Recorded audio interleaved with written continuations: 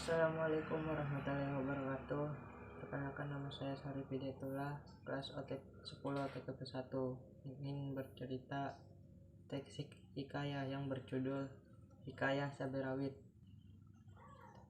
Alkisah, pada zaman dahulu hiduplah seorang suami istri di sebuah kampung yang jauh dari kota. Keadaan suami istri tersebut sangatlah miskin. Rumah mereka beratap anyaman daun rumbia. Lantai hanya berupa tanah yang diratakan, dan di dalamnya hanya ada selembar tikar terbuat dari anyaman daun pandan sebagai tempat untuk beristirahat. Suatu hari terjadi suatu percakapan serius di antara kedua suami istri tersebut. "Istriku, sebenarnya apa kesalahan kita hingga setua ini belum juga dikaruniai momongan? Padahal aku tidak pernah berbuat jahat dengan menipu atau mencuri, walau kita kadang tidak punya beras dan untuk ditanak," kata sang suami. "Entahlah suamiku, aku juga tidak pernah berbuat jahat dan bahkan selalu rajin beribadah," jawab sang istri sambil menahan air mata. "Mungkin kita kurang berserah diri dalam beribadah. Bagaimana kalau nanti malam kita sholat tahajud sambil memohon agar dikaruniai momongan?" Tanpa menginginkan lagi, sang istri langsung berucap, "Kalau diberi anak, walau sebesar cabai rawit pun akan aku rawat dengan penuh kasih sayang." Singkat cerita, beberapa minggu kemudian sang istri mulai merasakan mual dan sakit pada bagian perutnya karena hamil. Namun pasangan ini tidak merasa curiga dan menganggap hanya sakit perut biasa. Dan karena adanya sakit tidak berlangsung secara terus-menerus serta kondisi perut yang tidak membengkak seperti layaknya orang hamil, maka sang istri tetap bekerja seperti biasa membantu suaminya mencari nafkah. Suatu ketika saat setelah sholat subuh, sang istri merasakan sakit yang teramat sangat pada bagian perutnya. Hal ini membuat suaminya menjadi bingung sekaligus gelisah. Ia segera membawa istrinya berobat ke tabib atau dukun terdekat, tetapi tidak mempunyai uang sepeser pun untuk membayarnya.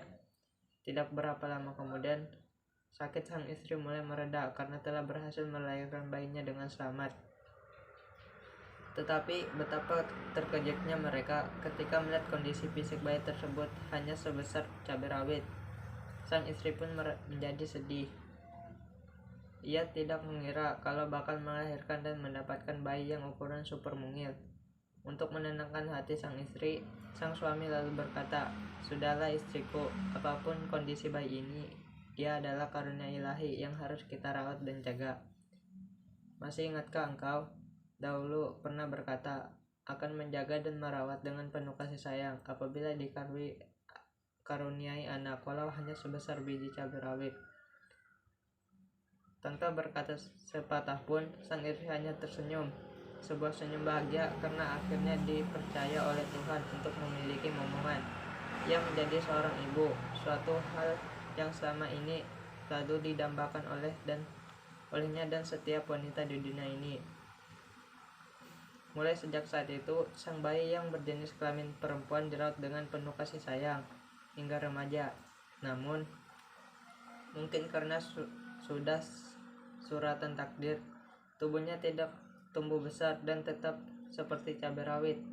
Walau begitu, ia masih bisa membantu ayahnya bekerja sebagai kuli pengangkut barang di pasar untuk mendapat sedikit rezeki.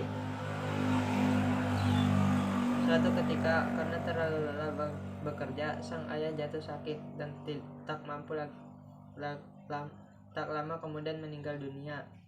Sementara sang ibu yang merasa sangat terpukul akan kepergian suami tercintanya, setiap hari kerjanya hanya menangis saja.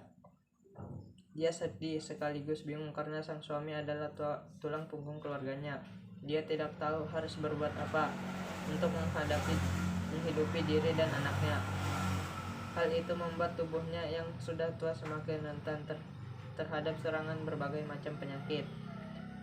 Khawatir akan kesehatan ibunya tercinta, sang anak yang diberi nama sesuai dengan ukuran tubuhnya itu cabai rawit, berinisiatif untuk menggantikan posisi sang ayah sebagai kuli pengangkut barang di pasar.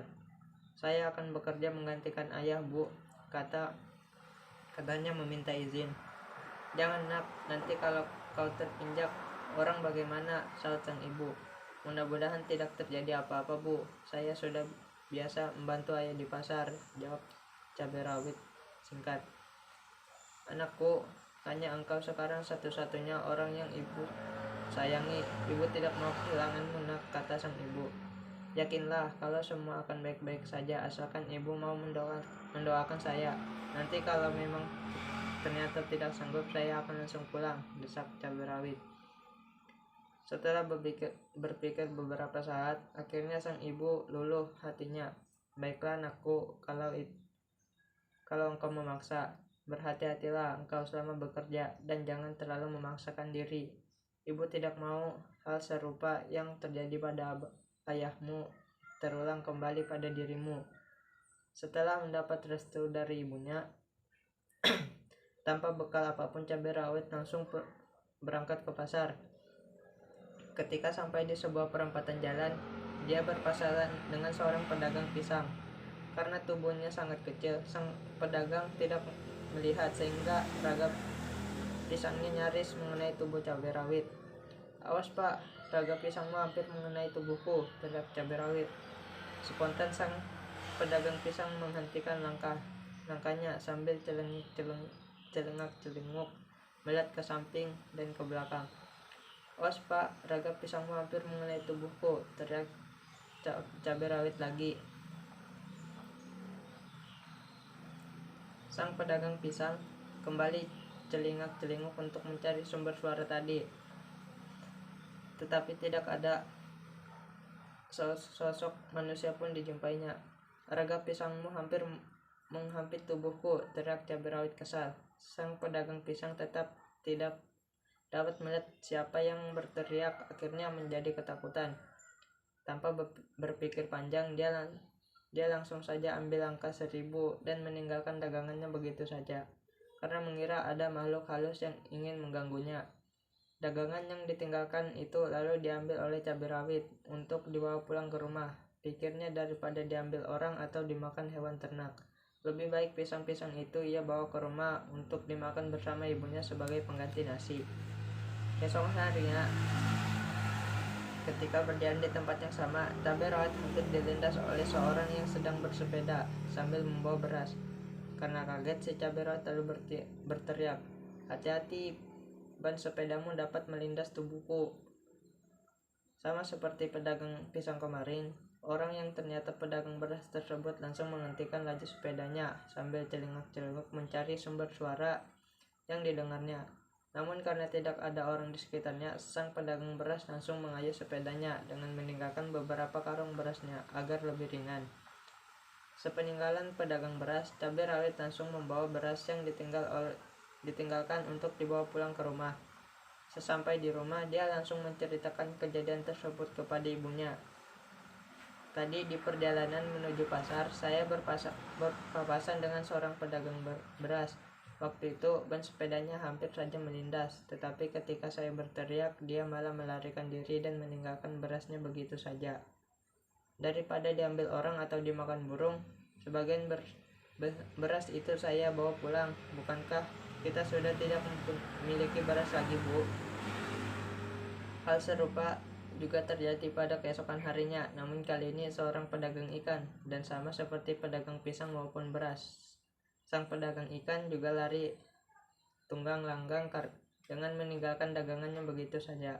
Ikan-ikan itu juga dibawa pulang oleh cabai rawit dengan alasan daripada dimakan kucing atau binatang lain pemakan daging. Begitulah setiap hari, cabai rawit selalu saja berpapasan dengan para pedagang, mulai dari pedagang makanan, pakaian, hingga perhiasan. Mereka semua ketakutan dan meninggalkan barang dagangannya, sehingga cabai rawit selalu membawa pulang berbagai macam barang tanpa harus bekerja sebagai kuli angkut di pasar. Lama-kelamaan, karena ibu cabai rawit semakin makmur hidupnya, para tetangga menjadi curiga. Mereka mengira kalau ibu cabai rawit melakukan hal-hal yang dilarang agama, sehingga membuat dirinya kaya tanpa harus bekerja membanting tulang. Oleh karena itu, Diketahui oleh kepala kampung, para warga berbondong-bondong mendatangi rumah Ibu Cabai Rawit untuk meminta penjelasan.